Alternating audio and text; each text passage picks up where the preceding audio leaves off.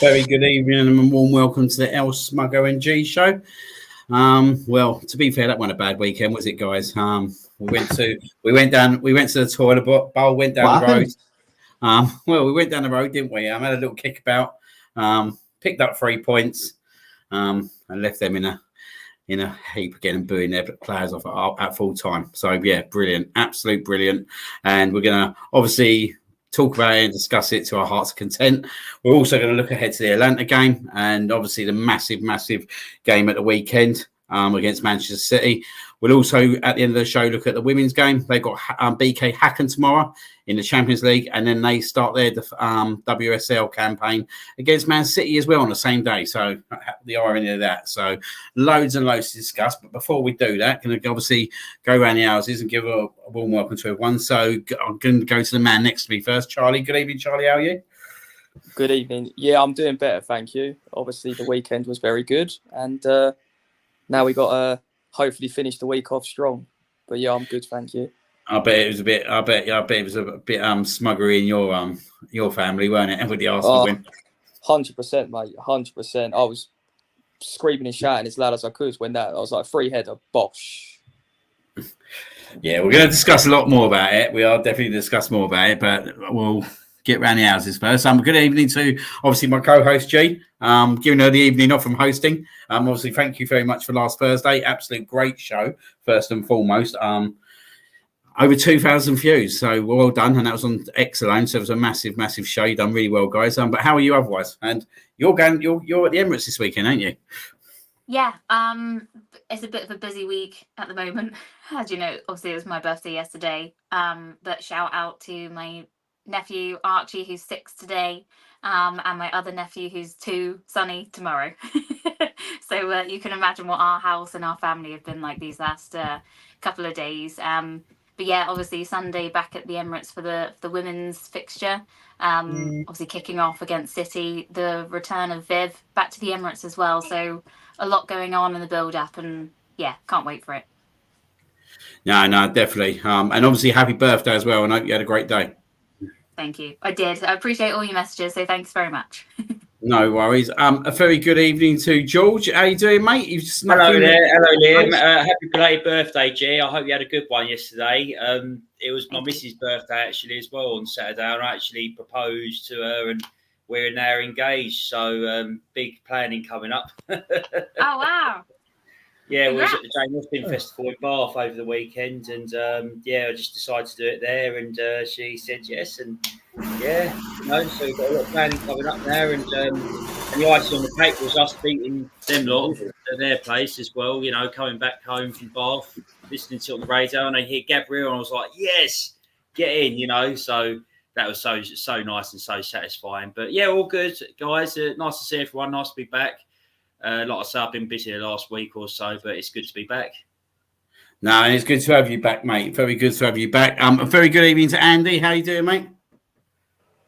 Hi, everybody. Yeah, doing great. Still flying from the weekend, like everybody is, I guess. No, very good, very good, and good to see. Very good evening to David. How you doing? I'm okay, thank you. Hope everyone's okay, and all still buzzing from Sunday's result. No, absolutely, very much buzzing, and we're going to definitely get talking about it in a sec. And good evening to Aisha as well. How are you doing? I'm all right. Sorry, I was a bit late. I didn't realise where the link was, and then I saw you posted it, and I was like, "What an idiot!" So that's all right. Sorry, I was trying to multitask at the time, be doing loads of things in the household. So yeah, didn't get to put it in the group tonight, but no, good to have you on as well. So, guys, obviously, as we said, Sunday lunchtime. Well, it was just after lunchtime, wasn't it? 2 p.m. kickoff. The big one, Tottenham Hotspur away. Going into the game, obviously, it was a bit of a hard one to swallow with Declan Rice's red card against Brighton. We then obviously lost Martin Ødegaard. Then to find out, obviously, Zinchenko was out as well. Was a really depleted midfield option. So we obviously started with Thomas Partey and Jorginho in a pivot too. We're going to go over to you first, Charlie, on this one. Was that the kind of midfield that you expected on Sunday with Trossard playing, obviously, in the Martin Ødegaard role? No, I had Havertz playing there and Trossard up top. So I had the 11 correct, but I had Havertz and Trossard round the other way. But Yeah, I mean, they never looked like getting through, did they? So it worked, and that's pretty much it. And obviously, we struggled at times to keep possession because when we did get it, they were on top of us. But I wasn't at any point worried that they were going to break through the middle. The only way they was ever going to get any joy was go out wide, and even when they were going out wide, their deliveries into the box were crap. So, but yeah, I was happy with the lineup when I saw it. yeah. Obviously, I suppose the big one for the one for me was and I'm going to be totally honest, I weren't sure whether he'd played both Trossard and Martinelli in the same team. He did so, and to be fair, in terms of the kind of Trossard, like a very hard position to kind of feel for me in terms of Martin Ødegaard, and I think definitely in the first half, obviously you could tell just that little bit of difference in terms of what Martin Ødegaard gives us and the press that he does for us as well. Just going to go over to you, Andy, on that one, because I know me and you were kind of having a bit of a discussion whilst the game was going on. Yeah. How did you feel Trossard done in that role? He done okay. That's pretty much it, really. With a lot of the front lads or the attacking guys, they were all okay from an attacking perspective, but it was more about the defensive unit, wasn't it? And I think that's why Trossard was there, because he can also put in a little bit of a shift, and he knows when to close and when to sit, and he kind of took over the mantle almost with Ødegaard in that sense. But Jorginho was the biggest surprise for me, I'll be honest.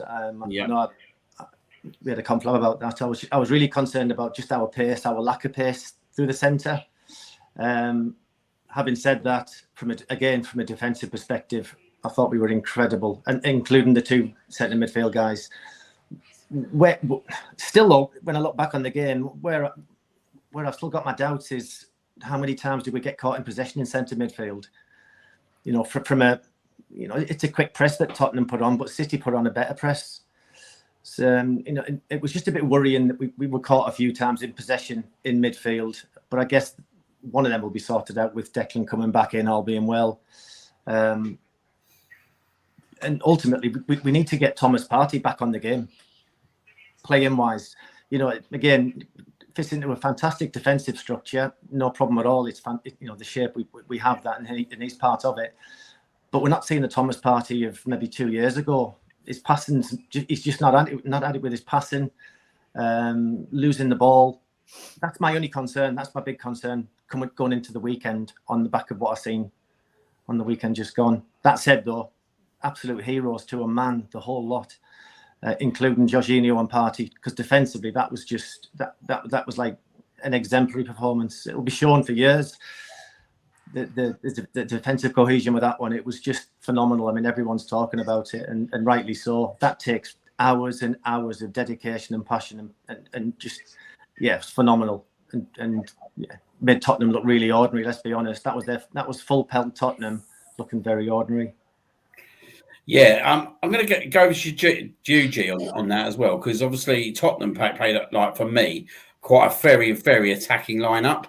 But I felt like one of the key positions on Sunday was obviously Timber.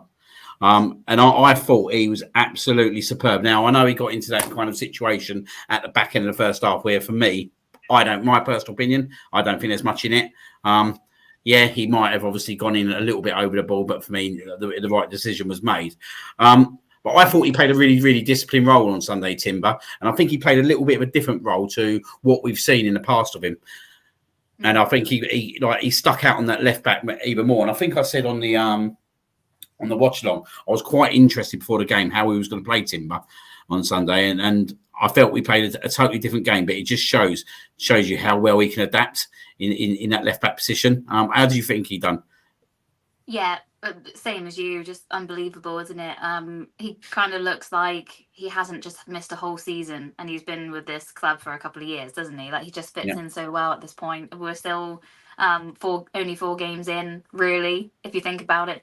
And I think he's just growing every single game, and he's like we said all of last season, we can't wait to actually see him and see what he can bring to this team in a game like that as well, to not hide away. And obviously the incident, as you want to say, it is what it is, isn't it? I mean, I agree with you.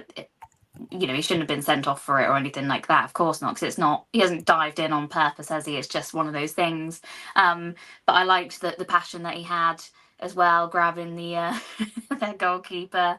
Because you need someone that fights for the badge as well, don't you, in those types of games? And that's only going to help going forward. Like, the fans adore him, and yeah, I think he fully deserves the credit he got from the game the other day. And just, again, full confidence in him, which is nice to have in your. Obviously, we've got the two centre backs, haven't we? And Raya, we're all confident with him now. But to have that was the position that we were sort of lacking. So yeah, it's very nice to see, and I literally can't wait to see him play again. No, and I think I'm going to go to David on something you've just kind of touched on there. David Raya. I thought on Sunday his handling was absolutely superb, especially in key times of the game. I was a little bit dodgy on the first couple of minutes. There was a few kicks that he obviously didn't go to where they needed to go, and it just kind of gave me that fear factor back on the Tottenham game previously. But I thought overall, again, like, he's growing in that role, in that goalkeeping role now, and I think that you can tell by the defence that they're really, really assured of him behind them. Yeah, David Raya has been brilliant since the start of the season. Yeah, it's 4 games now. But I think last season with the old Ramsdale thing, everyone was talking about it all the time, and I think that probably got to him. And he wasn't our player; he was alone. Now we signed him. I thought he was okay last year. I mean, he was better from January onwards, but I never thought he was like this great goalkeeper. But so far this season, his confidence has gone well up. He just looks totally different. Definitely playing from the back as well. And like you said, early doors on Sunday, he had a few dodgy. I think he had one pass or one long kick, or went to one of their players. Can't remember, but obviously it helps him having a brilliant back four in front of him as well. Yeah, no, I totally agree. I think you've raised some good points there in terms of obviously being on loan last year. The whole Aaron Ramsdale situation was very tough for both of them, I felt, at the start of the season. So that would have been a really delicate situation that he would have come into. But like you said, the first 3-4 games that he's played for us this season, especially in the first 2 games against Wolves and Aston Villa, like key moments of the game, he stood up strongly. He made some, what I would say, expected routine saves on Sunday, but I just felt like later in the game, when you need someone to come and claim that ball, just calm the team down, I just felt that he was that man on Sunday. And yeah, I think the money that we've got him for, I think, is a very, very good deal now when you start looking at it. But what did we get? Was it 25 million? I think 25 to 30 million. You're probably looking at a good at least 5 seasons you can get out of David Raya at the very least. So hopefully that kind of continues. Just continue with you quickly, David. Kai Havertz, how did you think he played on Sunday?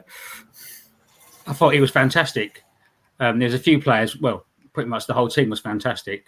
But he just doesn't, even when he's not even a goal threat, apart from that header he had first half, he's just running around, he tackles in, helping his teammates, just doesn't stop. He's really improved since last year, since January. I think he's one of the first names on the team sheet now. I think it was great. Yeah. No, I thought he was superb on Sunday. I just think, like, with him as well, like, he's such a clever player. So clever. There were certain parts of that game where I was just watching him do like little delicate flicks, where he was holding the ball up, pushing back into midfield. He's a very, very intelligent player, and he's got that knack to being able to get everyone into the game. But he's disguisingly quick as well. I think sometimes people don't realise how disguisingly quick he is. And there was a few times where he nearly beat his man 2 or 3 times when you're sitting there thinking he had no right to do that. So I thought an absolute superb game by him Sunday. And I just think he's going from strength to strength at the moment. And yeah, 60 million now seems an absolute snip. Wacka. Yeah, wacka. And going over to you, Aisha, what was your thoughts on Sunday in terms of the whole team performance? Was it an expected performance in terms of the way we set up for you? I think that it was one of the first times I have seen Arteta's tactics mirror Wenger's in such a way that it made me incredibly excited for the future, because that was almost like a masterclass out of the Wenger playbook, what he did at the weekend.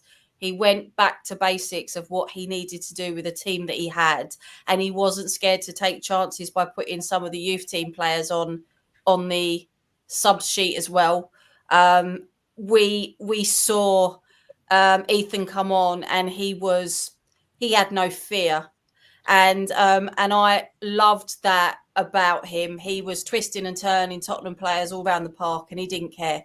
And to think he's 17, and I think there was a certain amount of psychology with that as well, because he was basically saying to Spurs, our youth players are better than what you've got on here. And it was there was so much psychology going on.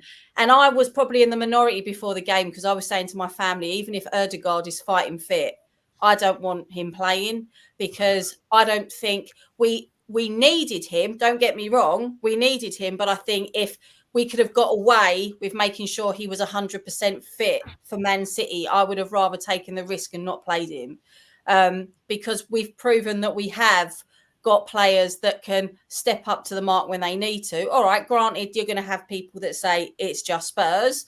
Fair enough. But at the same time, I think we exposed how in the box they've got no idea. So you've got three players marking Ben White because they're too obsessed with what he's going to try to do with the goalkeeper's gloves. And you've got Gabriel behind them, who, by the way, Gabriel has been man of the match in 3 previous seasons at that game, right?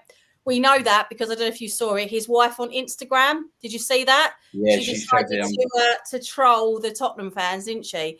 You're not paying any attention to a defender that has in the past scored from headers, and you're too busy with Ben White, who's significantly smaller and has got 3 players around you. Was always going to have an issue there. You know what we're like with set pieces. It was abysmal. It was absolutely abysmal. And to, I don't know what else I can really say. I think that we played them at their own game. I think we had a really solid performance.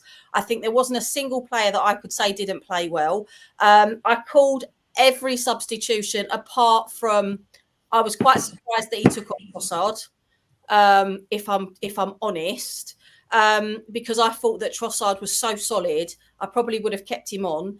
But at the same time, I couldn't fault it. I thought it was I wish there'd have been more goals. I always get a bit nervous with a 1-0, but it's 3 points, and that's all we really need to care about. Yeah, it is, and that's the thing. It is 3 points, but it's the manner of the victory as well, isn't it? It already you've got pundits talking about obviously how solid we are, but also how we can adapt. And I think this has been look like over the last 5 to 10 years, this has been the biggest issue with Arsenal as a club, that we haven't been able to adapt when we've had injuries.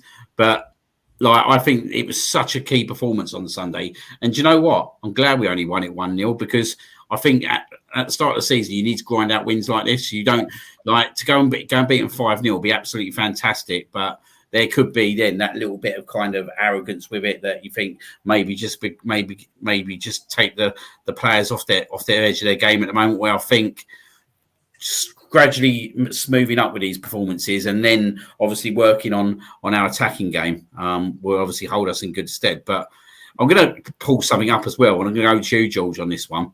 Can I just add something quickly while you do that? There was something else that struck me. I was listening to, I've seen reaction videos and things come up on Instagram reels of like Arsenal fans, Tottenham fans, and Tottenham fans are always saying the same thing. This is the biggest game of the season. This is the biggest game of the season. Well, no disrespect, but you're doing that classic thing where you're just obsessing over Arsenal again. Every game should be a big game of the season. You're here to win points. You're here to do as well as you can.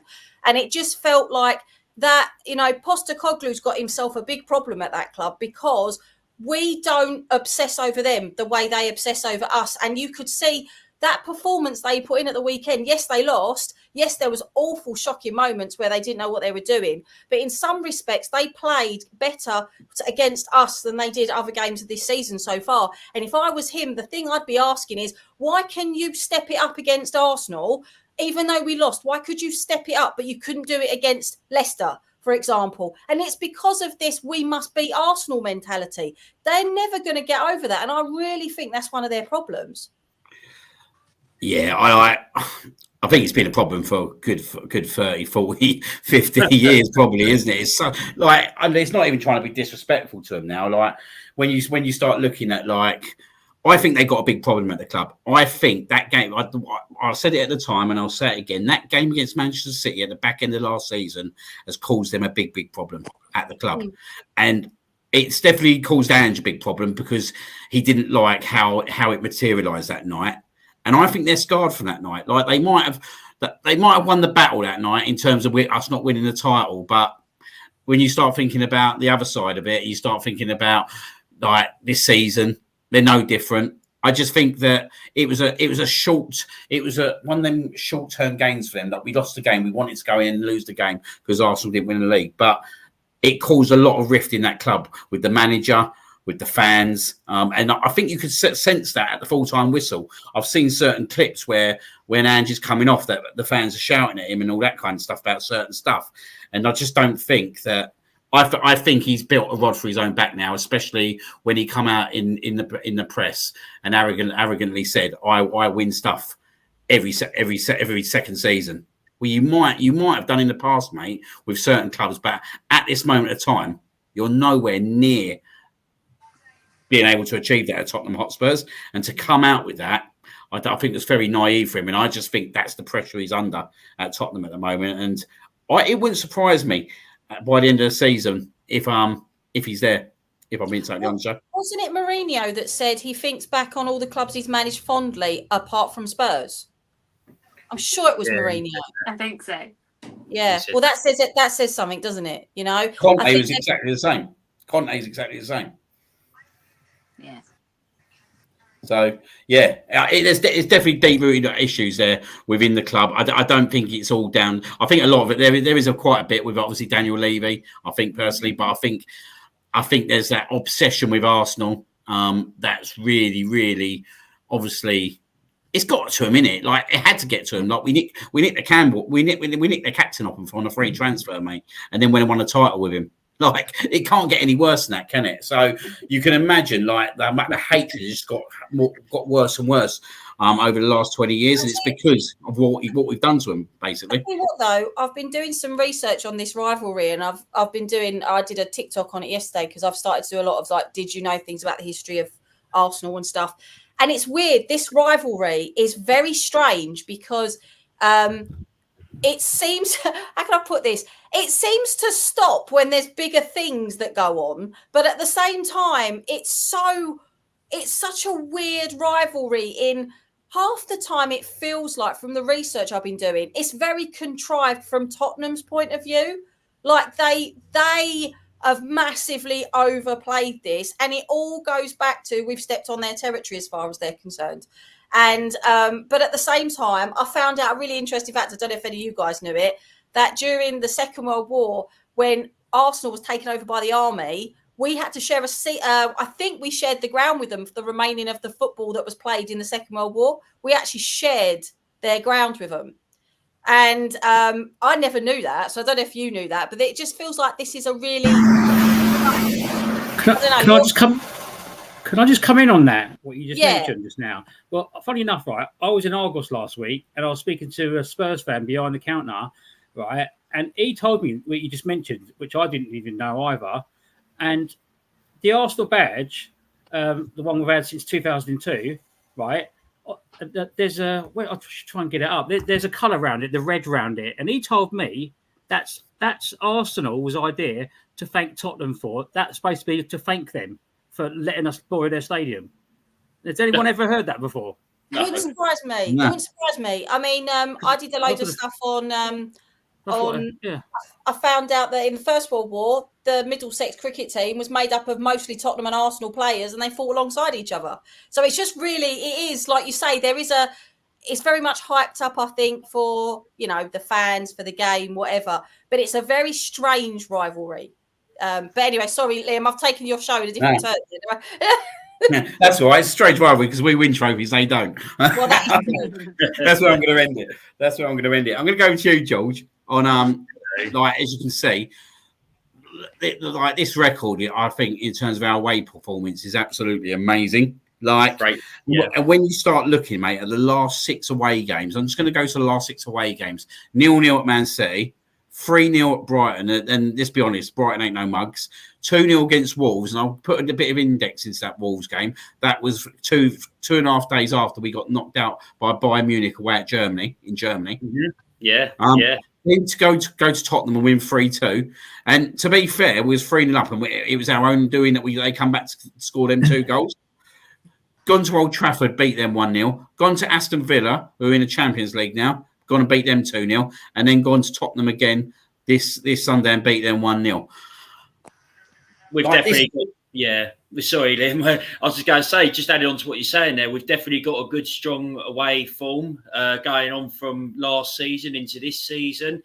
I think, like you say, you know, after we got knocked out from Bayern Munich, and I went out to Germany to that game, and, you know, we looked deflated after that, but we came back and tried to fight for the title, and we had a good performance there, good performance away at Tottenham last season, and into this season, of course, you know, to go to our arch rivals and get a result like that, and this time round keep a clean sheet as well, it ultimately means a lot, and something is really working with our club defensively. Going to Villa as well. Villa are the team that cost us the title last season. Going there and beating them, you know, 2-0 as well was a statement win. And I feel that the game on Sunday was a statement win as well. But let's be honest as well, we can't, you know, we want to keep our players, you know, they want to keep their concentration levels up. We want to remain focused, not get too carried away. But I think ultimately our away form is what is, you know, is a main key factor in us doing so well. And I mean, I think that, you know, it was a bit disappointing. I remember watching that Brighton game when I came home from work, that Brighton home game. And, you know, I was thinking, that game was so frustrating in a lot of ways. But, you know, the teams still have this camaraderie of sticking together, making, you know, things work and turning negativity around, really. So I'm ultimately very pleased about that, as I'm sure we all are. Yeah, no, like as you say, like it is the mainstay for me at the moment in terms of our kind of successes, our away performances. But it's interesting when you look at the last 6 away games, like the magnitude of them games, and the mentality of them games for that group of players and that coaching team to go to each game, but not just go and win the games, but under the situation where there's quite a lot of rivalry games within that. Like you're looking at Manchester City now, like it's us versus them the last couple of seasons. You're looking at Manchester United, well, the last 25 years, you just look at the history of that rivalry. But like, I think they'd have probably been stuck in a bit of a weird situation at the time. Who do we want to win the league? Arsenal, Man City, probably don't know. But to include 2 Tottenham games in that and to go and win them. But I just feel like even the Aston Villa game, like, second game of the season, we just stuck in there at key moments, and that's what I think about us now. Like even against Tottenham on Wednesday, I just feel that if we get to like 55, 60 minutes of games and we haven't conceded, in the past I'll be sitting there thinking we're not going to score. But exactly. Exactly. We're not going to score. Exactly. And if anything, a minute before we scored, I thought this isn't going in, and then it went in. So, but I just feel like in the past we.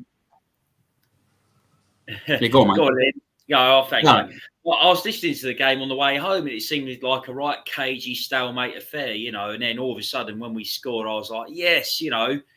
It was just such a, you know, a relief. And I'll be thinking, I'll be fit, like you're saying just now. I'll be sitting on edge, like listening to that probably about probably even 3 years ago. The team is really performing really well, especially away from home as well, which is very important. And they've made a point on the news the other day that Arteta is the first Arsenal manager to win 3 away trips at White Hart Lane or Tottenham Hotspur Stadium, whatever they call it now, you know, since George Graham. And, you know, I think that is saying something. And Arteta is doing wonderful stuff with this team. This team is doing really well, and we'll only continue to improve from here. I'm going to go to you, Andy, on something because something come up today, and I want to get your opinion on this. Rio Ferdinand, Jermaine Pennant, I don't know if you've seen it.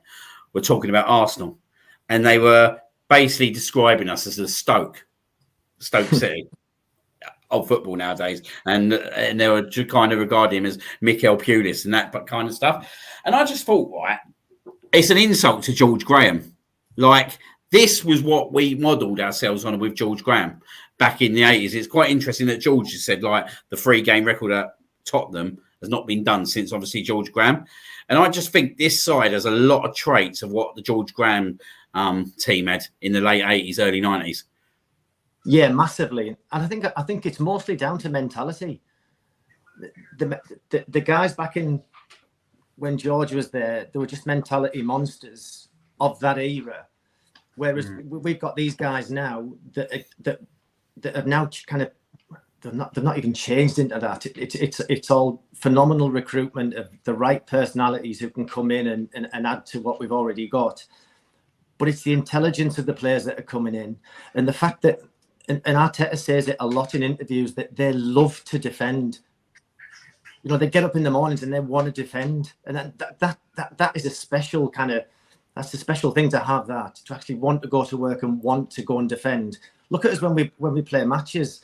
If we make a big tackle, we celebrate like we're scoring a goal. That's what it means to that collective now. And it's not just one or two anymore. We've actually got a whole unit of players with that mentality, from Havertz right back to Raya.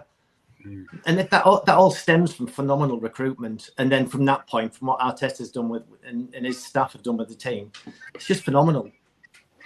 Yeah, no, it is. And I was even thinking, on Sunday, there's no Tomiyasu there still. Do you know what I mean? There's no Tomiyasu, who I think is a very, very good defender who can play across the pitch. Obviously, Zinchenko wasn't there. And I forget that even Kieran Tierney's in the squad at the moment. And we're seen in the team photo. But you look at the strength that we built in that defence, and it was something else that pulled back that on X today, or Twitter, whatever you want to call it.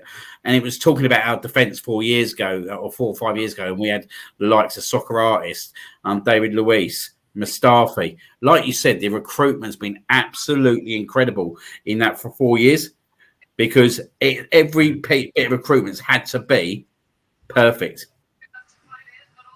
Absolutely. You know, you go back to when we signed Ben White. I think a lot of people kind of raised their eyebrows at that signing. £50 million at the time was a lot of money for him.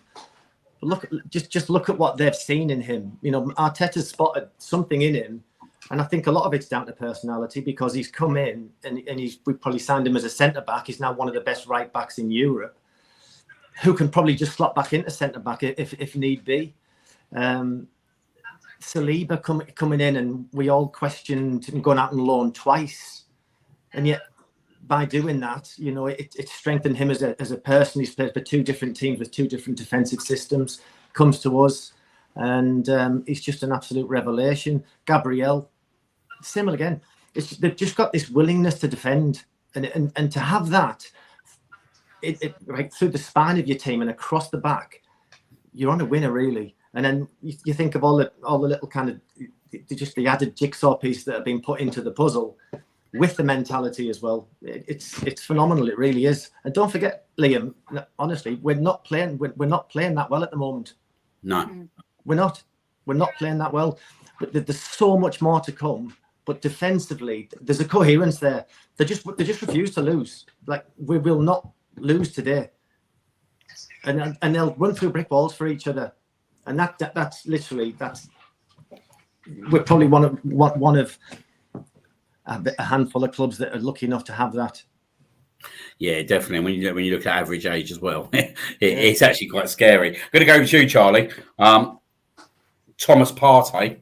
How do you think he started the season's been in terms of his performances?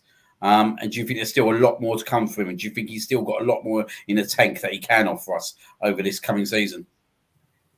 I mean, he's a weird one, because he just looks unfit as anything.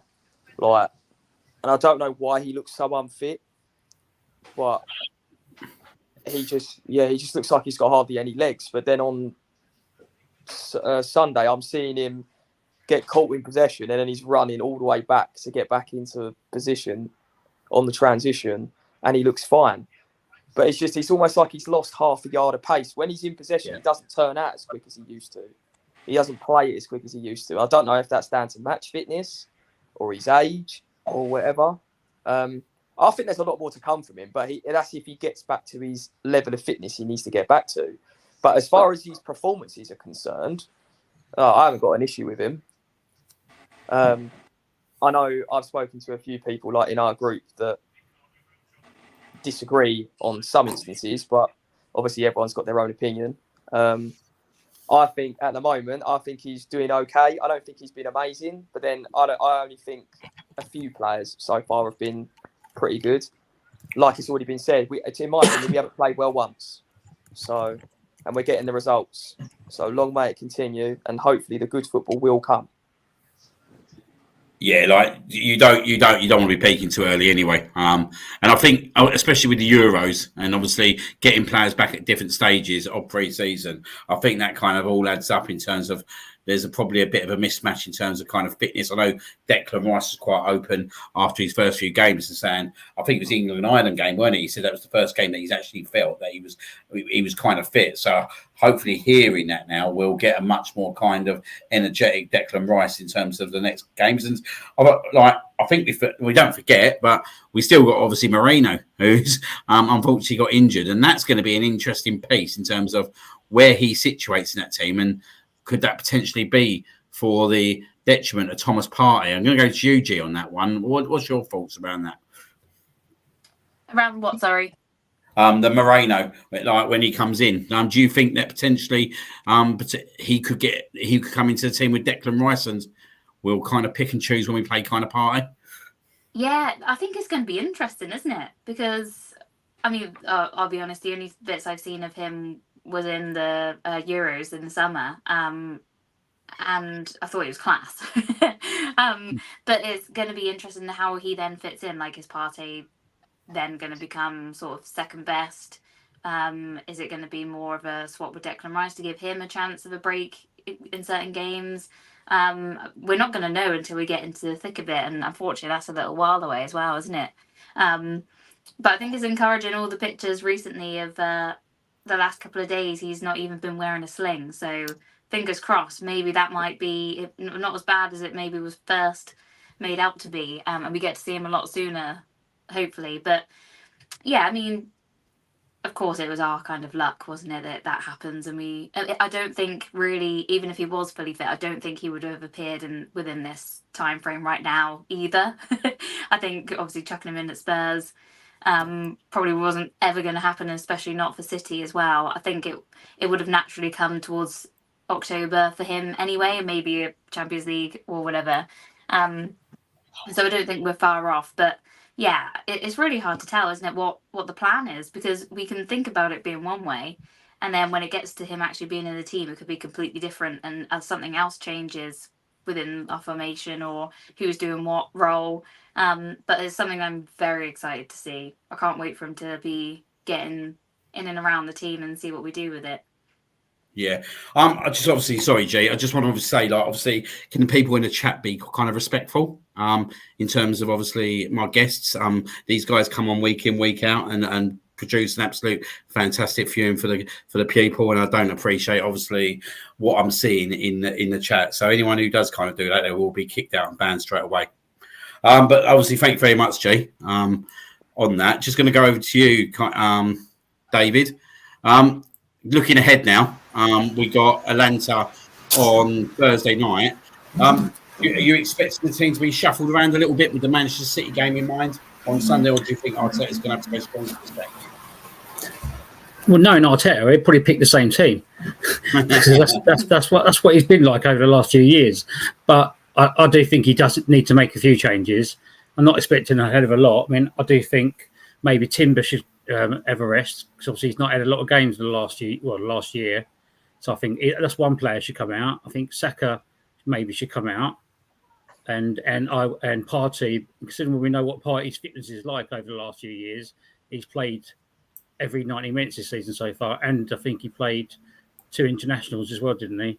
So I think maybe take Partey out, and obviously you can bring Rice back in as well. But I wouldn't have thought a lot of changes, no. No, I think this game's come at a bad time, isn't it? Really, and yeah, it has. It's an interesting one, isn't it? Because it's in terms of obviously the Thursday night as well. Don't sit right with me. Like, we've never seen a Champions League game on a Thursday night, and then suddenly it seems like they're trying to banter us a little bit because we was always known as the Thursday night team with the UEFA Cup. But like, I just don't understand why they've done this. Like, I know they want to promote because obviously it's a brand new kind of Champions League format. But for me, I don't see what kind of benefit they're getting out of doing this, really. Money. Yeah. TV. It's just for the TV, isn't it? Thing is doing the Super League, isn't it? Because they couldn't get the Super League, they decided to do this as well. So that a lot of people say that. Having said that, no, it might be quite interesting. There's more group games. It's probably more entertaining on a like football neutral perspective. But ultimately that's what it was down to. But having said that, we have to look on the positive side of it as well. I think if you're like going to away games a lot and doing away European trips. I mean, I got a chance to do 2 last year. It's a great experience, and it gives our fans to do a bit more of that. That's the positive light of it, really, Yeah, no, I think it's going to be an interesting one. But I think if we can kind of obviously get into a bit of a leading position, like with half hour to go, and maybe get 1 or 2 goals in, and maybe just get that game kind of wrapped up after 60 minutes, it would be a key situation, wouldn't it, in terms of obviously taking some of the key players off. Like, I think I kind of raised you, didn't I, Andy? I said, do you think they'll play Jorginho instead of Partey? Like, and obviously you said like you feel that Partey needs the minutes to kind of sharpen up for Man City Sunday. But at the same time, it's an interesting situation, isn't it? Because I think he will go with the back four and he will go with the goalkeeper. But I do think that I think personally he might rest Partey Sunday, especially with it being in Italy and Jorginho obviously going back over to Italy. I think he potentially will play Jorginho on Thursday and kind of keep Partey fresh for Sunday. But apart from that, midfield options, he hasn't really got much. So then you're looking at the wingers and you're thinking, doesn't rest Saka anyway, does he? I think Martinelli, he's ideal in Europe. I think he's a bit of a different animal in Europe as well. If I'm being totally honest, and not the international sides, but the foreign sides don't like Martinelli's pace whatsoever. They're not used to it. So I think personally he will start. But yeah, I think there'll only be 1 or 2 changes at the very most. Totally agree with you there. And I think the other one as well is Timber. Does he potentially play him like 3 games in a week? Does he trust that at the moment? Is his fitness at that level at the moment? But also again, we just don't know where Zinchenko's kind of fitness is as well. So yeah, it's very restricted at the moment. So I think you're right. I think we will pretty much see the same kind of lineup. I just think there'll be 1 or 2 changes. Yeah. Yeah, go on. I was just going to say, I'm me thinking out loud. Maybe you guys can help me, but obviously I know that they have never played in this level before, but we've obviously think they're good enough because we're bringing them into the first team. But Nawari and Skelly, are they too young to take to Europe? Because I was thinking about this the other day. I don't think I'd take them because I'm not entirely sure they're ready for that. But if there was a situation where Arteta wanted to take them, are they too young though, legally, to go? They're not. No. Because they're obviously under 18. So that's what I was wondering if there's an issue going international if you're allowed to do that, if that would be fine. And would they do it? I don't believe so. I think you can do it, but they won't play anyway. But in all fairness, I think it would be good for those players if they're in and around the squad so they can experience like the match day, just so be it. Because obviously if we are light again, then unless we get a load of catastrophic injuries in the game, then maybe 1 or 2 of them will get used. But I don't think they'll get used in terms of being on the pitch. But just being in the squad to give them that Champions League matchday experience would be a would be a good thing for them. So yeah, I think so as well. I was wondering if they might take them, put them on for like the last 5 minutes if we were, a couple of goals up, just to, get them on the pitch, get them to see what that sort of thing's like you said, get their legs out there. But I didn't know if there was a legal thing with Europe, because many years ago you had to, if you were under 18, you had to be in certain parts of Europe, you had to be accompanied by an adult. And I didn't know if that was the same when it came to, things like football. And because I can't remember for the life of me last time we've had players where we've done that. Well, I suppose Saka. So yeah, I don't know. I just wonder what you guys thought. Long as they get the form signed by their parents, I think they'll be all right. You're a teacher. You're a teacher. The moral of that story is ask a silly question, right? I suppose. I don't know. GCSEs are important. They very much are. Does anyone think we should rest Timber and Saka for this game? Yeah, if it was me, Saka ain't playing this game. Yeah. If it's me, Saka ain't playing this game. You save him for City. Yeah, exactly. You don't get that. Jesus, put him out there. Or would you pick Jesus? If it was me, I would go Sterling left, Jesus up top, and Martinelli on the right. That's what I would do. So we've got our freshmen for City on Sunday. I mean, I put a tweet out earlier saying that for me, Jorginho starts against City, but he won't do that. He'll bring Rice back. So if you're going to do that, then give Jorginho the armband for this game and rest Partey altogether. If you're going to do that, that's what I would do, innit? But I think that's a good choice. To be fair, Charlie, I think what you said there. I think that tactically, that is the best thing to do, really, for our situation. I'd say. I think you're right, and then you slip Trossard in where needed. Like, it's proven to work, and I think that would be a winning formula. I'd like to think anyway. I'd also say that Gabriel Jesus has got an absolute amazing record in the Champions League. Exactly that. Yeah. Exactly that. That's why for me he's starting. And he's another player that the foreign clubs do not like playing against. So, I think in Europe, we're a totally different animal for teams, and I think it's quite interesting that certain players that you might sit there and think quite debatably whether they're getting team or not in the Premier League. You sit there and think, well, in the Champions League, they got the capability to, and the. Sorry, I just got the cut on my foot. They've got the capability to obviously do a lot of damage. So yeah. There's loads of options there, definitely loads of options, and I just think we're in this situation now with Saka where we don't need to play him every game. Do you know what I mean?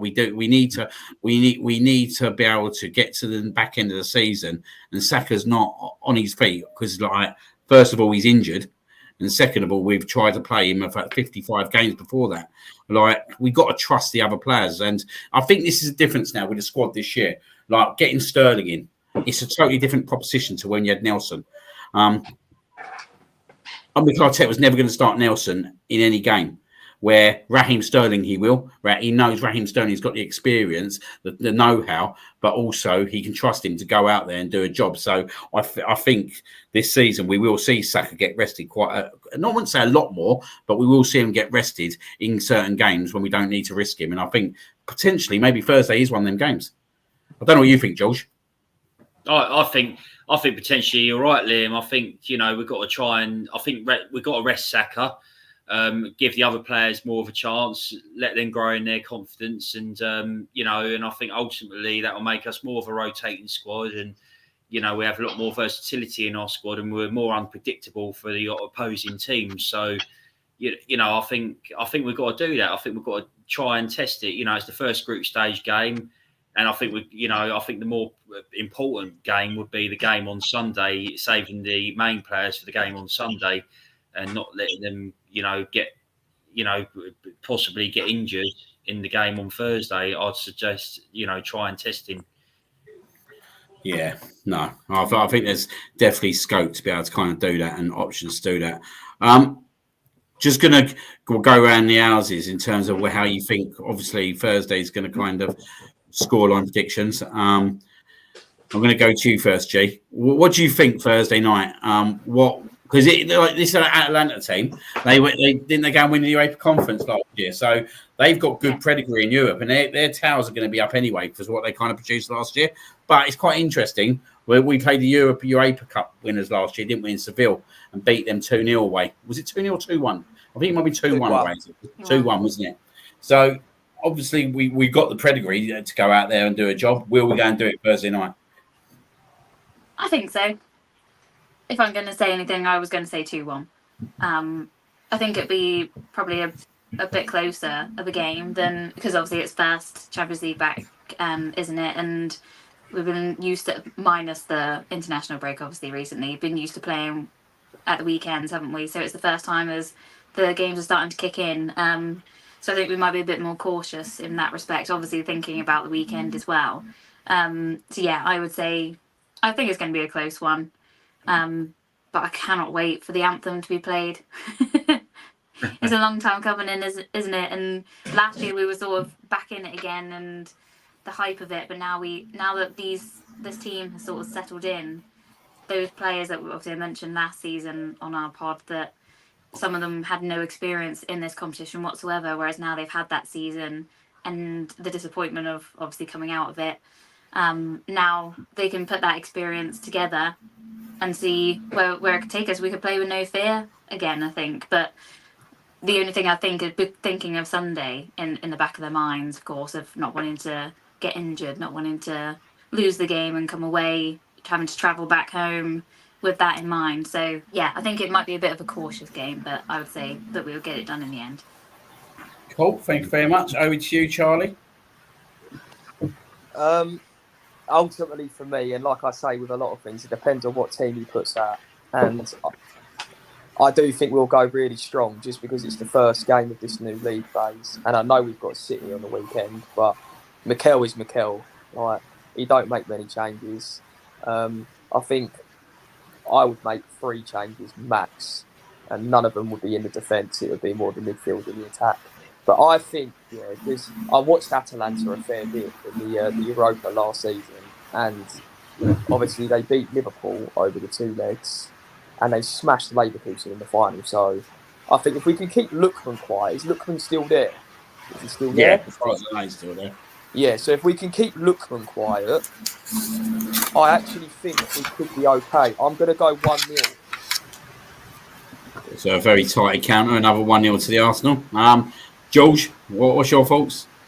Yeah, I think it's going to be, it's the first group stage game back in the new season in the Champions League. As G was saying, we've got a lot of players that are now played in this competition that can take that experience into this game. I think it will be a bit of a cagey affair. I think I'd like to think we keep a clean sheet, but I wouldn't be surprised if they did score. Being at home, it could be a 2-1 win to the Arsenal, I reckon. Cool. That'd be nice. That'd be nice as well, wouldn't it? I'll take that. Yeah, you definitely take that. Andy, what are you going for, mate? You confident? Yeah, I am confident. And I've thought 2-0 all the time, and I'm not going to change my mind on that. But it will be a tough match. They've got some, especially attacking, they've got some pace and they've got some skill. So, yeah, it'll be an interesting game. Good challenge. But, yeah, I fancy us to go and do it 2-0. Cool. David? Yeah, I think it's going to be quite a cagey game as well. I think it'll be a tough, especially away from home. They're a good team, and obviously depends on what team Arteta puts out. But I'll probably go for like a 2-1 win. And last but not least, Aisha, what are you going for? I feel like my gut instinct it's going to be about 2-0 as well. I can't see them mucking about with that one. But I also don't think they're going to go crazy because they're going to be concerned about the game at the weekend. Mm. Yeah. I'm a bit edgy about this one, if I'm being totally honest. I don't think we'll lose. I could see us drawing the game easily 1-1. But I'm gonna. No, do you know what? I'm going to go 1-1 because I went 2-2 with Tottenham and we won. So I'm going to stay being negative. And I'm so glad my prediction for that was wrong at the weekend. I got all the subs right and the team right, and I'm so glad I got the score prediction wrong because I thought that we were going to go 1-0 down against them and then win 3-1. Because you know how we have that sort of first 10, 15 minutes in a game when we're really shaky and you're just like, just calm down and breathe. You've got the ball. You are who you are. Get on with it. And we have them moments when it's like we doubt ourselves. I thought they were going to get a cheeky one in them, but second half we were going to destroy them. I'm really glad I was wrong. No, yeah. Not as glad as I am. I was going for a 2-2 draw, but I think it's a really tough game Thursday. I think if we control the first half and get an early goal, I think it'll calm the nerves, and I think we should go on and win. I think if we do go and win, it's going to be really tight. It'll be like 2-1, but I just think there's going to be a lot of mindset around the Man City game Sunday as well. So do you know what? If we did go and get a point on Thursday, it's not a bad result whatsoever. I think the main thing is just making sure that the players are fit coming back out of Italy, and then we've got some kind of result coming out of there. But it's an interesting game because, as I said, they are the current Europa Conference League holders. And as Charlie rightly said, they went and beat Liverpool over 2 legs, and they demoralised a Leverkusen side that was ever conquering last year in every other tournament. So these guys ain't no mug. So we've got to treat them with the respect they deserve. But yeah, we have got that defence, and we've got the team to be able to go over there and stifle them, and hopefully we can just kind of hit them on the counter. So yeah, it's interesting. Well, good luck to the Arsenal on Thursday. Now going ahead to Sunday. Obviously, this is massive. It feels to me already like when it is rightly so. It's a 6-pointer, isn't it? In terms of the magnitude of the game, Manchester City away. We got a well-earned point there last season. I'll be interested. I'm going to go to you first again, Andy, on this one. I'll be interested in your kind of thoughts. Do we need to go there and win on Sunday? Is it time that we put a proper statement out and go to Manchester City and beat them on their own turf? Is that what we need to do to kind of firstly ruffle them up, but also put another marker down in terms of this Premier League? Because if you go to Tottenham and win and go to Manchester City and win, it's pretty much that's a marker, isn't it? Yeah, absolutely. And think back to last season, we beat them once, drew once, they didn't score past us. So, the next step is to go there and beat them. And you can guarantee that's going to be the focus from Arteta's point of view. Hopefully he'll get his mentality monsters up for it as well. But I think, why not? Why can't we go there and lay a marker down? There's absolutely no reason why not, especially defensively. We know we're so sound defensively. If we can just impose ourselves a little bit more going forwards and just get a few things linking up properly, why not? I really fancy us on Sunday. I really do. It's interesting. I kind of fancy us Sunday, strangely, as well. Like, Man City have obviously started well, like we expect them to, but they are leaking early goals. They leaked an early goal against Ipswich. They've leaked an early goal against Brentford as well. And if we're being quite honest, Brentford could have easily been 2-0 up, if not more, in the first 10 minutes. So Man City are showing that vulnerable side, didn't they, defensively? And if we can get that team right and attack them, we're probably a little bit more intent than we did probably about 4 or 5 months ago. I think we can do a lot of damage. Yeah, I think we all know the key battle is going to be Saliba and Haaland. We're coming up against Erling Haaland this week in top form. He's absolutely flying. But we've arguably got the best centre-back in the world at the moment as well. So the two of them going up against each other is going to be massive. And it'll have a huge bearing on what happens in that match. And then if you just look across the pitch, the different matchups that are there now. And whereas maybe 3 or 4 years ago, I'd have looked at City's team, looked at our team and thought, right, we're up against it here. For the first time now, I think we're all looking at the team sheets now, and we're all thinking, we can do these. We can match these up, and we can do these. And that belief just seems to be something that's there now. No longer do we go into games apprehensive about how we're going to play or especially how we're going to defend. We kind of know. Look at that sheet you just showed before with all your away games. The mentality to go to no matter where it is and put a performance. Yeah, I think we're this Sunday. I think I'd like to think we make a marker, and I think we will. And just before I go over to Charlie, if we do put that marker down, you look at the next batch of games, and it's a really good chance for us then to put some really good grounding against the rest of the teams, isn't it? I think we're looking at the next 2 games: Southampton, Leicester at home. You expect obviously 6 points out of that, wouldn't you? And I just think that if we get out of these first 5 games without a lot loss, we would have bitten any hand off, wouldn't we, at the start of the season with that? Is that me, Liam? Yeah. Oh, sorry, mate.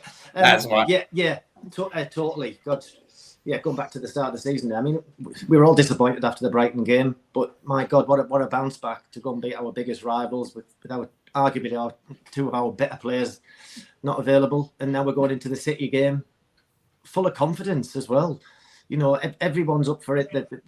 You know, I don't know whether it's just me or whether you guys are the same, but you can kind of sense something this season. There's something there, you know, and it makes you proud as punch to be an Arsenal fan right now, because there is that kind of, I watch us play now and I'm expecting us to go and beat teams now. I can't remember the last time I felt like that with us, and why shouldn't we feel like that? Because we're a bloody good team now. And I honestly do expect us to go and beat City on Sunday. It'll be 3-1. Mark my words. Loving the confidence, mate. Loving the confidence, mate. If it's 3-1, mate, you're definitely back for next week's one, mate. I'm going to show you that. Charlie, obviously, Andy's raised a good point in terms of key battles, and there's nothing more bigger this Sunday, isn't it, than William Saliba against Eric Haaland. Saliba's got an incredible record against him over the last season. I think last 3 games, Haaland didn't get a sniff. Is that going to continue on Sunday for you? Haaland's in unbelievable form at the start of the season. Yeah, but Haaland's doing what I'd expect him to do against dead teams, which is score loads of goals, because they create shit loads of chances. Sorry, excuse my language. So him scoring loads of goals against your Ipswiches and your Brentfords and all that does not surprise me whatsoever. But I'm not looking at Saliba and Haaland. I'm looking at Gabriel and Haaland after last season, because Haaland last season deliberately in the Etihad game was standing on Gabriel, and he got nothing out of Gabriel either. Because I think he knows he's not getting anything out of Saliba unless they play like the perfect through ball when he happens to be onside. But yeah, of course, it is a little bit frightening that he's doing what he's doing. But then again, it's expected when you've got a team that creates so many chances. But I don't have the same confidence as Andy. For me, Thursday's game is going to play a big part, because if we get out of Thursday's game with a win, like no injuries whatsoever, and everyone's fresh,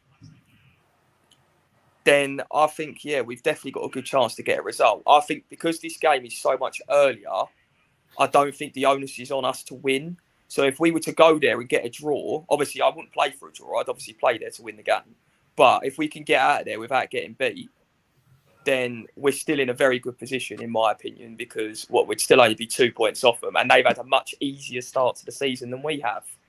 And like you said, our run coming up is very favourable. So we just have to wait and see. I'm just taking it game by game at the moment and hoping that we can keep our players fit. So we go there Sunday and do beat them, Charlie. What momentum does that then give us, and what does that do to Manchester City? Because there's a lot going on around the club with Manchester City as well at the moment. I know, like, we sit there and we go on every year, like, it's demoralising when you even draw a game. Like when you draw to Brighton at home, you're sitting there thinking, do you know what I mean? Like you could be out the title race within 3 games if the next batch of results don't go your way.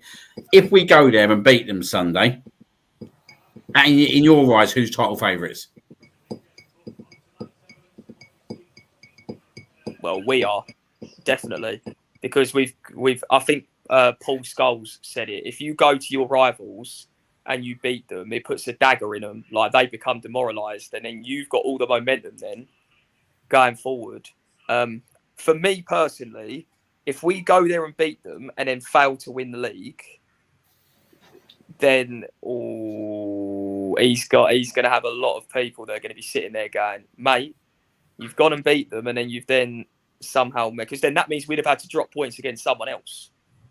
Like, say we beat them home and away, and then we failed to win the league. That means we've then gone to ballsed it up somewhere else. So if we beat them, then yeah, we're 100% favourites, 100%. Because I don't think you'll find many people that expect us to go there and win. Most people will expect us to go there, stink the gaff up again, play for a draw effectively, and look for transitions and set pieces, which is what I think we will do. I haven't got an issue with it. I just hope that when we have got the ball, that we make more of it, and that we do be a little bit more dangerous. I just think that this is the time now. I totally agree with Andy in terms of what he said about, and obviously I've just got this feeling about Sunday. I don't know why. I've just got this feeling about Sunday, but I think if we win Sunday, I think the momentum has never been in our hands like this before, because in my opinion, there's a lot going on there.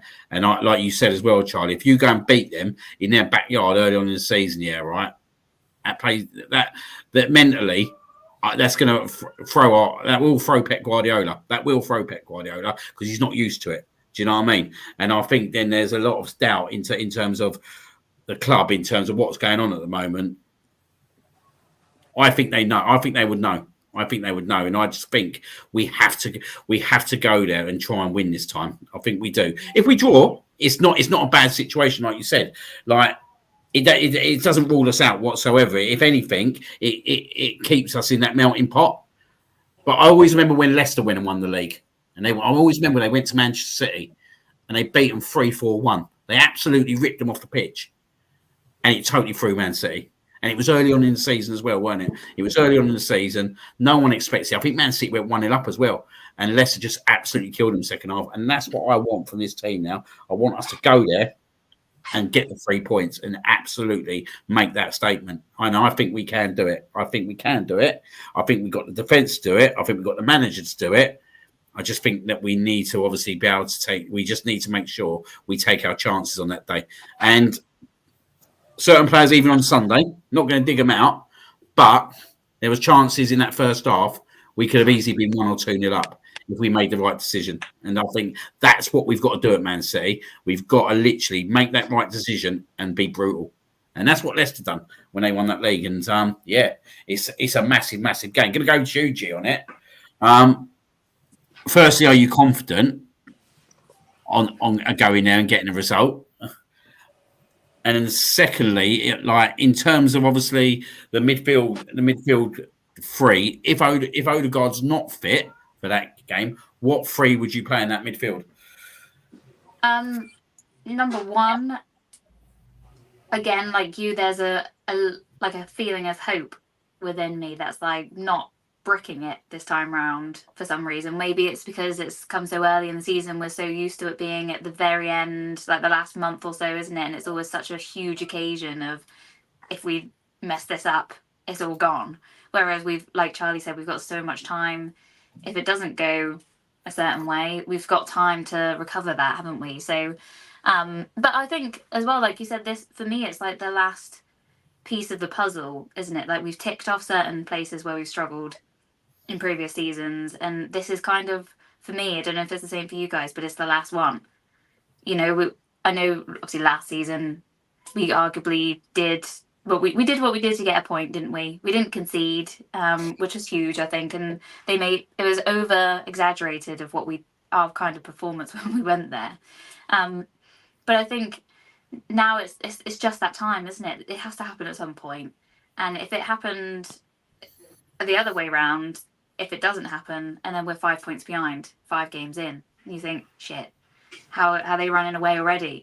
And that's going to be in their mind as well. Like it has to be. But in your second part of the question, for me, I think we stayed the same. I think we stayed with the exact same team that we went to Spurs with. And that might not be what you want, but I think that it's consistency, and it's what if Ødegaard is not ready, you're not going to want to rush him in, are you? And then Kovacic goes straight for his ankles, and then he's gone, and then we're all over the place again. So yeah, I would go with what we've got. Jorginho, I think he's underrated of what he can bring to the team, maybe because of his age and he's not the name people want. But I think when he gets his opportunity, he does the job that needs to be done. And yeah, it's Trossard, like we said for so many weeks as well. It's Trossard or is it Martinelli? They've got to step up and take it at this point, haven't they? And I think you've got to keep Kai Havertz up top. Jesus, he used to play for City. He's won titles for City. Why you're not going to throw him in at this game? I don't think straight in there. Not saying his loyalty is with them or anything, but for me, that's just not where you throw him in to get him back in match fitness. Or Sterling, also he's the same situation. So that's my thought around it. Of let's go with what we had last week, and then we've got something on the bench if it doesn't go the way we need something different. No, I think there's a good point there about like the rotation of the team and in terms of obviously Jesus, Sterling. I think they will get used on Thursday. I don't think they will start Sunday personally, but I think then the Bolton game gives them that minutes to kind of obviously sharpen their game up. So I think there's enough games over the next few weeks, isn't there, to obviously be able to get these players fitness up and where they need to be to kind of get the squad firing on all cylinders. But yeah, I think I'm guessing you would put Declan Rice back in the team, though. Because I know you were saying about the midfield. You're going to put Rice back in there? Surely? Oh shit, yeah. I just wanted to confirm that one. Yeah. There's a few things going on in this chat that have kind of put me off this evening. I'll be honest. Yeah. It's not nice. Yeah, take that back. You can't have Declan Rice on the bench if he's available, can you? Realistically. So yeah, scrap what I just said. No, that's cool. I kind of know what you meant. In another world, if he wasn't available, I'd say the same. But again, I still back what I said about Jorginho. I think he would be the one to obviously drop out of that. Yeah. Really. Or if Ødegaard isn't fit, do you then keep him in there and Declan Rice plays a more advanced role? Different butts at this point, isn't it, I suppose? Yeah, there's definitely different choices there. Like we said, like, even if Jorginho starts Thursday, yet again doesn't play Sunday, he's likely to play on Wednesday night against Bolton. So there's enough games for the squad to be able to kind of be managed correctly. Going over to you, David. Are you confident for Sunday? I am with this team. A few years ago, I wouldn't have been because we used to get smashed there all the time. But this team is special and it's organised, disciplined. It's very George Graham away from home. Very George Graham kind of defensive units now, and just like a bit like last year at the back end of last year when we went there. But I think if we lose, it's a blow obviously, but it's not a massive blow. It's 5 games into the season, you know. We've got plenty of time to claw that back, but I don't see us losing actually. I think it'll probably be a draw, but I'm quite confident now. Long as we've got no injuries, we've got the same back four, and Rice is back in, and the rest of them, then I'm very confident. Yeah, in this team. Cool. And George, going over to you. What's your thoughts Sunday? Is there anything you'd like to see different?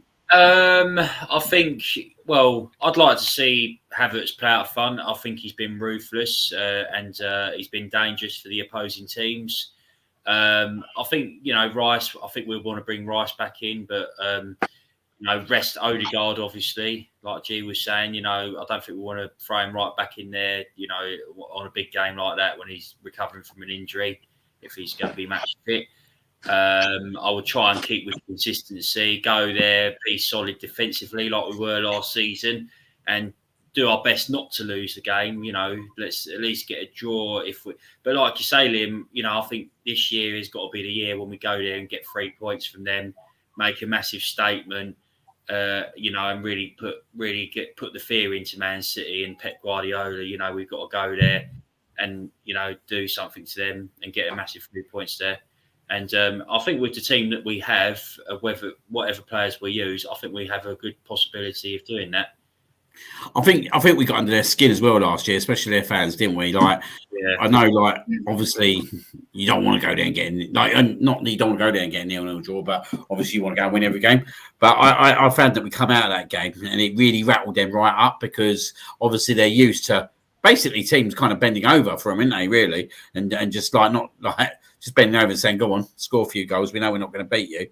But I found that with their fan base that they were very kind of, well, they were very not complimentary about the way we went there and drew 0-0. And I just found that got under their skin, and I think that's something that we just need to continue doing against them, because I think it won't just stem under the fans. It will irritate like the Man City hierarchy, the team, the coaching team. Do you know what I mean? I think we've got to do everything we can to piss them off, basically.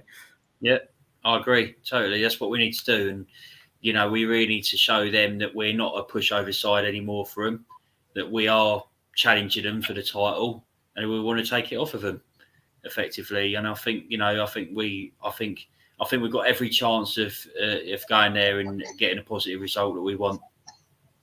Yeah, definitely. I'm going over to Aisha. Are you confident for Sunday? Are you in the camp that we can go and get 3 points, or would you be happy with a draw? I don't know.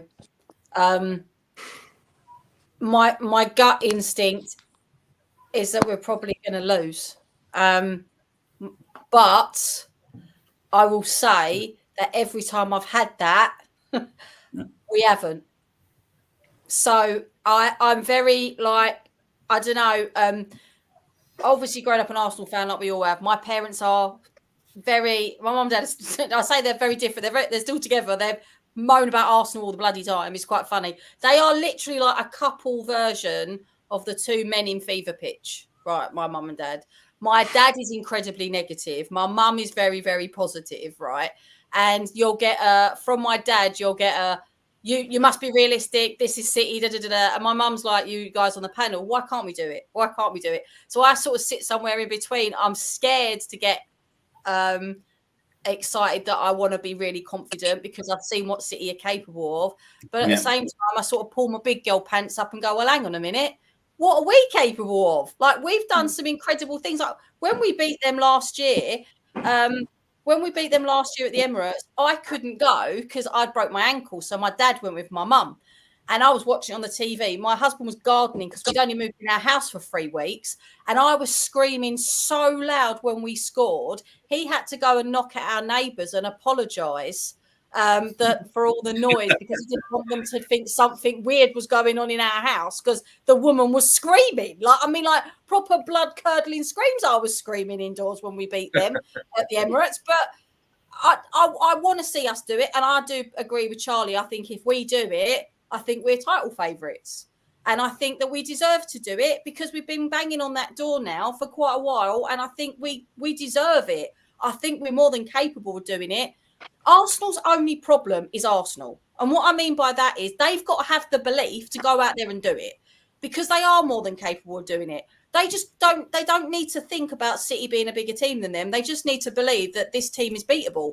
And we've seen they do have problems with their defence. You know, they've got this £1 billion team and they're letting goals in the first 10 minutes against one club that's basically in a relegation battle already.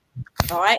It's questions that need to be asked. And I think if we can open up their defence the way that they have done and we can shut up shop the way that we're capable of, I think it could easily be a win. But if it's going to be a win, I think it's going to be about a 1-0. And I think we're going to be waiting for the last 10 minutes of the game, or we're going to get it in the first 10 minutes.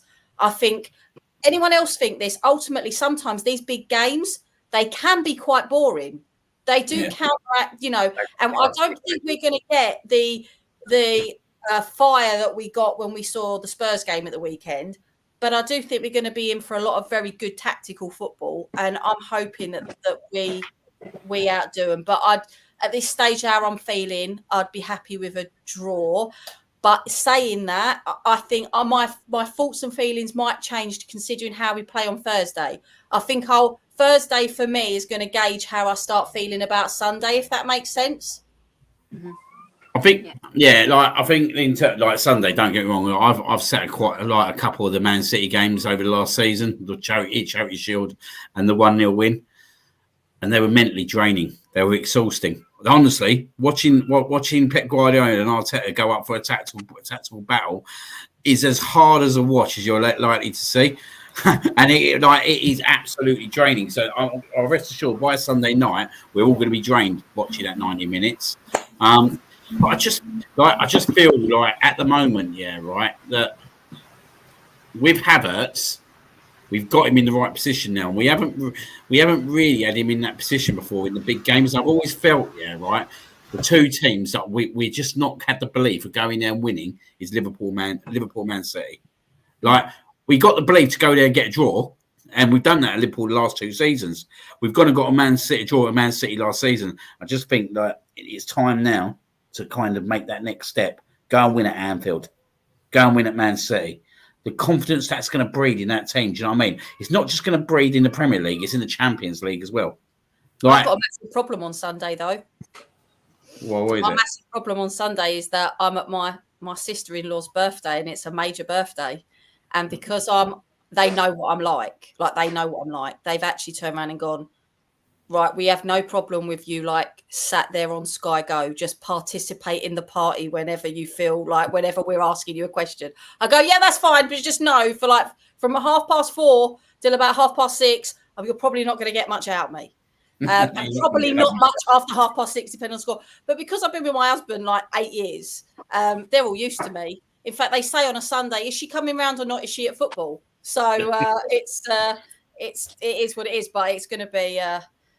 I'm just going to be sat in the corner. Do you remember that Friends? If you watched Friends, remember that Friends episode where Ross and Monica's grandmother dies, and they watch the Super Bowl at the funeral, and all the men are in the corner, and all of a sudden you start hearing that cheering.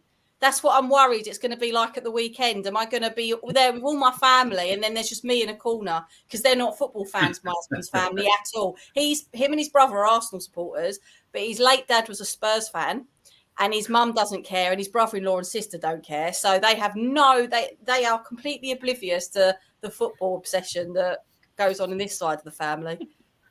Well, I hope you're doing knee slides, if I'm being totally honest, yeah. I hope you're doing knee slides across the dance floor.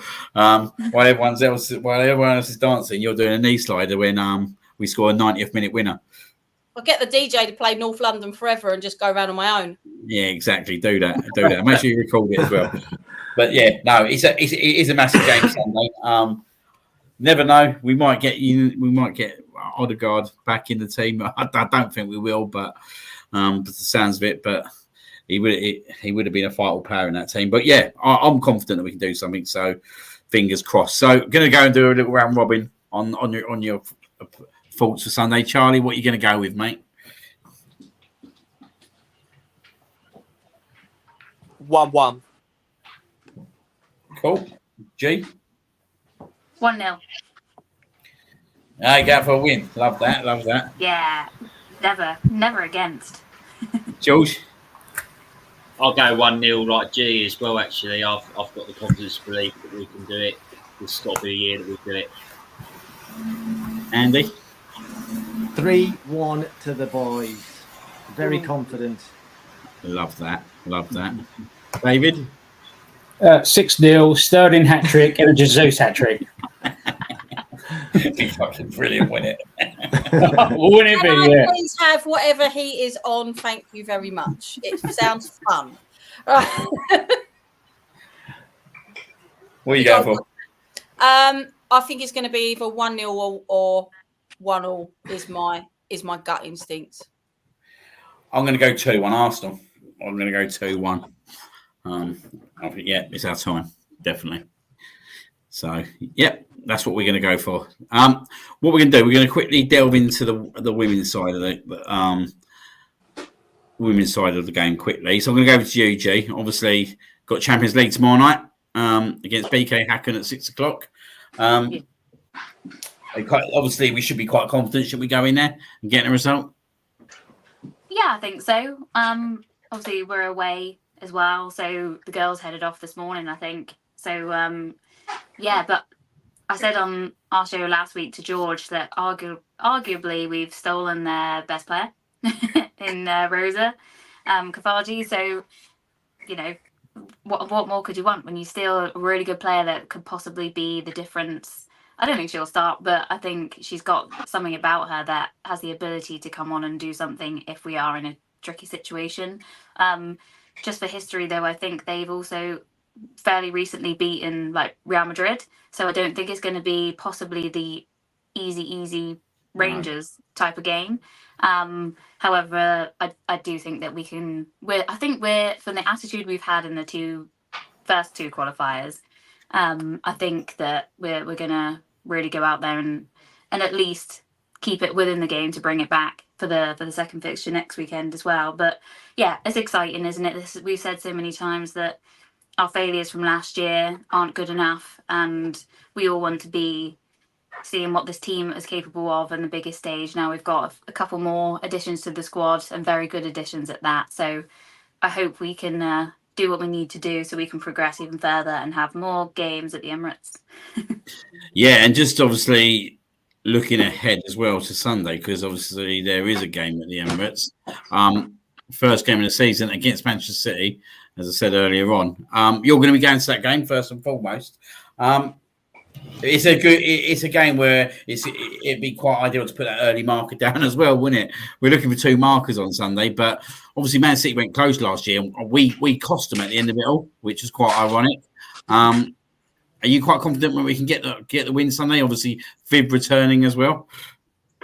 Yeah, I think it's going to be a bit of a weird one, to be honest. And also in the last couple of seasons, the first, not to put a negative spin, because I like to be positive and optimistic, but we have lost the first games of the season as well. So, the whole thing with Viv, I think she deserves to get a nice reception from the fans, but I also think it might be a bit weird for some of the fans that are still attached to her and think maybe bringing negativity to the atmosphere as well, which will be interesting, to be honest.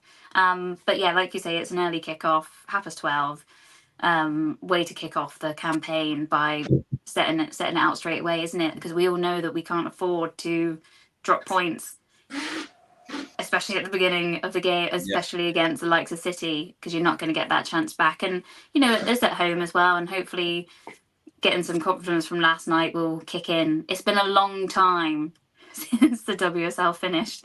It was the day before the men's finished in May, so we've had an extra month to wait for to get back. So I'm hoping all the girls are ready to go by this point and ready to get out there and get the job done. Because we have been slow starters, haven't we, in the past couple of seasons on the first game of the season? Wasn't it Liverpool we lost to last season? Yeah, and it was. I was there as well, and it was such a strange game all round. We just weren't in it whatsoever. But I think maybe that was something to do with the Champions League issues as well, because obviously you start so badly and already get rid of your target before the actual season kicks in. Then I think it maybe was a bit of a hangover from that period. So yeah, I think, again, like we said with the men's fixture, these are the games that we need to be winning if you want to push on, isn't it? So whatever Chelsea are going to do, we need to make sure that we start and get the 3 points to kick it all off. Yeah, definitely. Going to go with you, Charlie. What's your kind of thoughts in terms of the game on tomorrow night and then Sunday? I think tomorrow night, it's home leg first, isn't it? Yep. No, away leg first. I think tomorrow night, would be away leg first. Yeah. I don't know then, purely because I know they were in Chelsea's group last season one day and they got. Oh, I think we might have lost Charlie. We lost him? Yep, he's totally frozen. Who wants to take over Charlie on the mantelpiece of that one? I'd say, just to say, I think our girls will give a good, solid performance tomorrow away in Sweden. I think they'll be raring to go on Sunday against Man City. We have the home advantage, and I think we want to be making a statement to start off the WSL. Yeah. I think it's important, isn't it, this year? I think for the manager it's important as well in terms of getting off to a good start. Andy, do you think, obviously, firstly, we can go there and get a result tomorrow? Like, to be fair, a draw wouldn't be a bad result tomorrow night, would it, to bring back home? Yeah, absolutely. I think, as Charlie was going to go on to say, that last year that they were in the group with Madrid and Chelsea. I just read on one of the ticker tips by Catherine there. They pushed both of them teams, got a draw with Chelsea. So it's not going to be as easy as what we hope. But let's be honest, we'd have took that one before the draw was made. We'd have snapped their hands off, especially away first leg. So just get out there. If we can sneak a win, brilliant. And then hopefully to back it up at the weekend. Because if they can go off to a flyer, then it sets you up for the season completely. However, God forbid, if it goes the other way, it could be interesting as well. But no, I really fancy out. We'll go and win both games. They're both close games, though. Loving the confidence tonight, mate. Loving it. Yeah, that's what David, tea. But well, yeah, it definitely is, mate. Whatever it is, mate, send me some. David, do you have much time to watch the women's game at the moment? Yeah, I'm not. Don't know too much, like as much as something like G, but I do watch it when it's on telly. I went to 2 away games last year. Unfortunately, we lost them both. Spurs and Chelsea away. It's like I'm a bit of a jinx. But yeah, I'll be watching them. Medamina, Jay, will she get a good reception, do you think, on Sunday? I think she should do. But it's one of those things with the women's game. The fans are kind of a bit odd, and they're a bit younger, and they have these attachments to players rather than the club. I think after the Euros when Arsenal Arsenal have always had a pretty good women's following and things like that, of course, over the years. But I think from the Euros, people just became attached to players rather than what the club is about and thinking, I support Arsenal. It's kind of like they support the player. So I know that when she obviously announced that she was leaving, a lot was going down online. And a lot of hate towards the manager, which he hasn't really got that decision. That's not all on his shoulders in my eyes. And she's even, the season before she got injured, she had only signed a 1-year extension at that point as well. So it's not like she's committed herself to our club. So I think there might be a bit of, I think overall it'll be a really good reception, which she deserves, of course, for the records and everything she's done for us. But I do have a feeling it could get a little bit frosty as well, especially if she scores. That would be very interesting.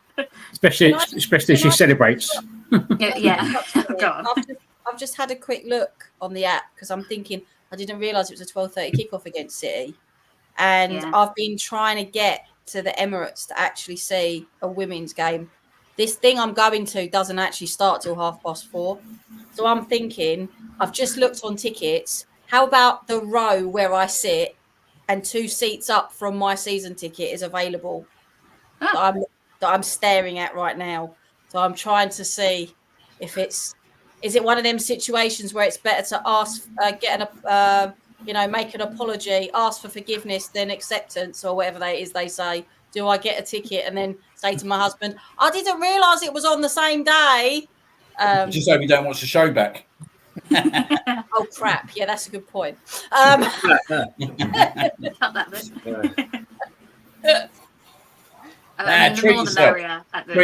Treat yourself. That's what I say. Yeah, definitely. Get the ticket. Get it. I can't believe it's so close to my seat. Do it now. It's amazing, mate. Yeah. So I'll have to think about it. How much are the tickets for the game? They're really reasonable. I mean, I've just looked here. So my seat is £17.65, £16 for the ticket, and £1.65 for a booking fee. Yeah, it's good, isn't it? It's good. It's good, isn't it? Oh, yeah. They're going up, which is good. Yeah, it is good. And I'll tell you what is good about that as well is obviously we know like the load of work that Arsenal have done as a club as well, but that's getting thrown like even with the Kieran Walsh news, weren't it, that we put in another bid? I know like it was at the back of the window, but it just shows you, that there is money there that they are willing to kind of support the women's game and get the best players in. So I think it just bodes really well. And as I said before, it's got to be a major attraction now for the women players to come to Arsenal because you're going to be playing at the Emirates most weeks. Do you know what I love about being an Arsenal fan that has such a good women's team, right? This is not obviously Gino's, and this is not a flash in the pan thing that we've suddenly got good. This is a team female team is steeped in a lot of history. So when the Lionesses won what they did, and everybody was getting really excited. I'm not saying we didn't get excited, but I'm saying there was a real sort of rush of euphoria because of the fact that the women had won something, the men had won some for ages. As an Arsenal fan, and I know this for a lot of Arsenal fans, I don't know if you're the same, I sort of sit there and went, yeah, women's football's good. Women's football's interest. Like when you think about, as an Arsenal fan, you sort of go, yeah, we've had this caliber in our side for a very long time, and we're very used to having this the way it is. So when we see that people are getting really excited about it and it's like a new toy they're playing with and they're really happy for it, we kind of sit there going, yeah, we've had this for a while. So we probably look like we weren't massively bothered, but we were. It's just that we were quite used to it, if that makes sense. Yeah, exactly. And the Emirates did host a couple of fixtures before. It hasn't just been on the back of, the Lionesses, let's try and jump on that. Because I went to one of the Champions League games like 2 or 3 years ago against Barcelona, and there was no one there. There was like 5,000, I think, and it was against Barcelona.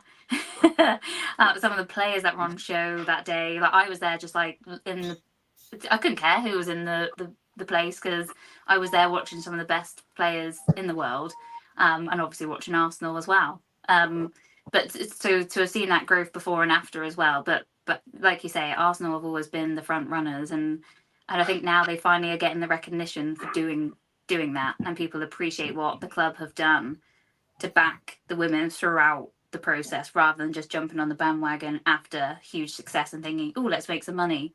And they obviously are continuing to do so. So like I said earlier, if we get through to the knockout rounds, 3 more games at least will be at the Emirates, not even thinking, well, we might put one. It's all of them will be there. So I think that's just such a huge step as well. There's 3 major things for me that are really positive. One, you're going to have a lot of people who want to take their kids to an Arsenal game, but getting men's tickets are like gold dust. So they're going to want to introduce them to getting them to the Emirates and seeing an Arsenal side that they're going to be able to get tickets for. That's no slant to the women's team at all. It's just a fact. It's a fact of it. Arsenal aren't going to care. They got bums on seats. They got a great audience to cheer the girls on, who, let's face it, are going to love having that stadium packed for them. You're going to be exposing a whole new audience. A lot of them girls who feel like they can't really relate to the men's team, but there's women that are doing something they want to do.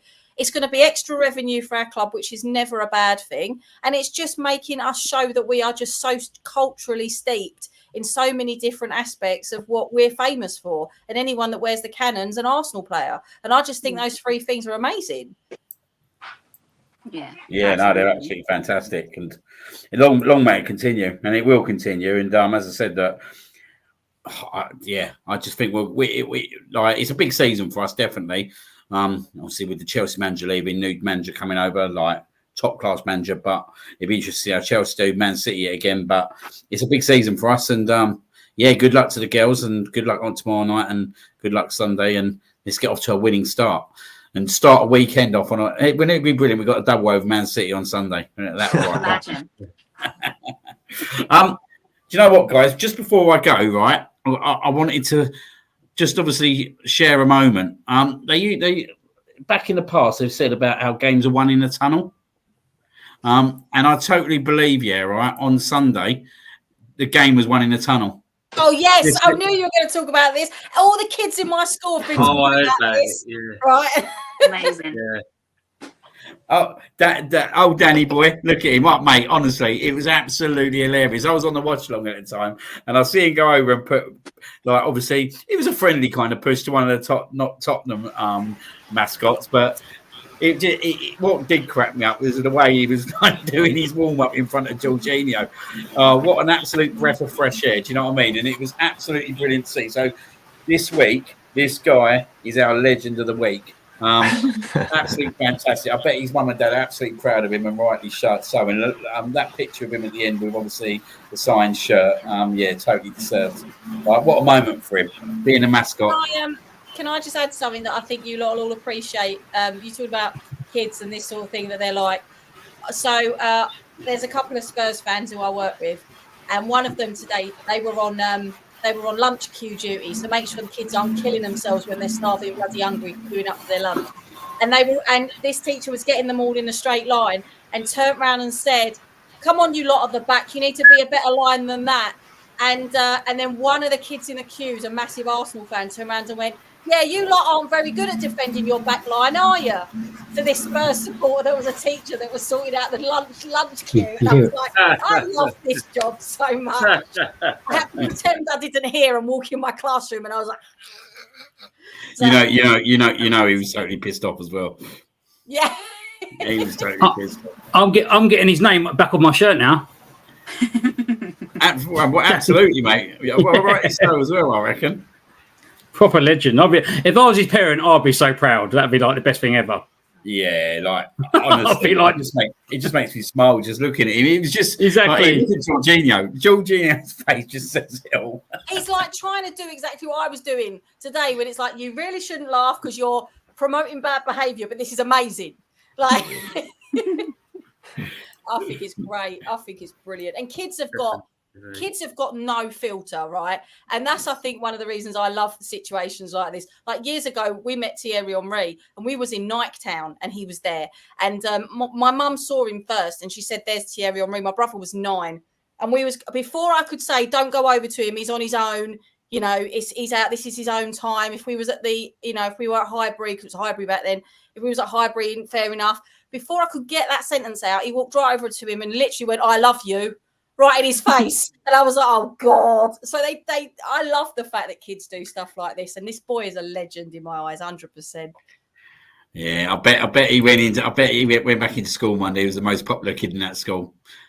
He would have been absolutely adored. Well, unless you're a Tottenham fan, of course. But he don't look like the kind of kid who's going to get mugged off by anyone either. So, but no, absolutely brilliant. Obviously, I just want to say thank you to everyone tonight. I just obviously want to apologise to my panel for some comments that were kind of put in at the start of the show. And yeah, again, as I said, we don't tolerate that in here. And it's marred the show in a lot of ways. So obviously, I just want to apologise about that. But obviously, thank you, absolute everyone, for your superb content tonight. So thank you, G, and obviously great to have you on again. Yeah, thank you as always. Obviously, I'll get some pictures and the match day experience on Sunday to show for next week as well. For that, a nice new segment to throw back in there. Now we're back at home. Yeah, no, brilliant. And I enjoy Sunday, and I'm sure there'll be a lot of pictures that we'll see next week. Yeah, absolutely. Definitely. Thank you very much, David, for coming on, mate. Yeah, thanks for letting me come on. It's been a good evening. Thank you. No, thank you, mate. Up the Gunners. Yeah, absolutely, up the Gunners. Aisha, thank you very much for coming on. No, thank you for having me. And anytime you want me back, I'm more than happy to. No, we'll have you back, definitely, 100%. Thank you very much, George. Good to see you on again, mate. Thank you for letting me come on again, Liam, and it's been great chatting with you all. You know, I love our discussions, and I'll definitely try and come on. I should be able to come on again next week. I'll try and make it a regular weekly thing, you know. But up the Gunners, let's get the positive result on Thursday and Sunday, and let's hope the girls do well as well in their games, and, you know, I'll be cheering for them all. Yeah, no, fingers crossed, mate, fingers crossed, and, you know, you're always welcome on as well. And last but not least, obviously, thank you, Andy. That's 2 weeks in a row now, mate. And firstly, I want your tea that you're drinking tonight, and hopefully we'll get a 3-1 win on Sunday. Yeah, absolutely. No, 6-0. 6-0. Yeah, to be fair, yeah, well, I would rather a 6-0. But no, I've enjoyed it again. Thanks very much for having me on again. No, thank you very much. And obviously, thank you to all our people in the chat. Obviously, apologies, I haven't really been able to kind of delve in too much tonight. We had quite a lot of content and quite a lot of guests on tonight. But obviously, thank you very much for all the discussions you've had on there. Just obviously looking forward. There's a lot of content obviously running through the shows this week. I know there's Ryan's probably going to be doing a watch along tomorrow night for the BK hacking game, so that does kick off at 6:00. Obviously, the Cannon and Jonesy show will be back tomorrow night, and that will be at 9:00. So yeah, some banter and fun. So if you like a little bit of comedy in your life and just want to have a bit of a joke and a laugh, feel free to come on. And then Thursday night, we got the watch along for Atlanta versus Arsenal. That Ryan will be kicking off probably around 7:30. And then we go into Sunday where we got Manchester City versus Arsenal watch along as well. So that will kick off at 4:00. So, yeah, an absolute packed week ahead of us. So, yeah, really looking forward to it. But obviously, thank you very much to everyone tonight. Yeah, we won at the shithole once again. Good night. See you all later. Take